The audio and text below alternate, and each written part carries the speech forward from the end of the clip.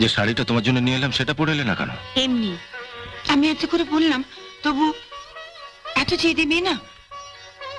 শাড়িটা বুঝি তোমার পছন্দ হয়নি? পাগল, অত দামি শাড়ি আমার পছন্দ হয়নি বললে তো গা শুদ্ধ লোক আসবে। তবে পরলে না কেন? আর তাছাড়া সত্যি কথা বলতে কি, আমি গরিব স্কুল মাস্টারের মেয়ে, অত দামি শাড়ি পরার অভ্যেসও আমার নেই। আপনি আমার জন্য পাত্র খুঁজে দেবেন বলে দয়া করে আমায় দেখতে এসেছেন। আমি ঠিক যা তাই দেখে গেলে আপনার বোধহয় পাত্র খুঁজতে সুবিধে হয়, তাই না?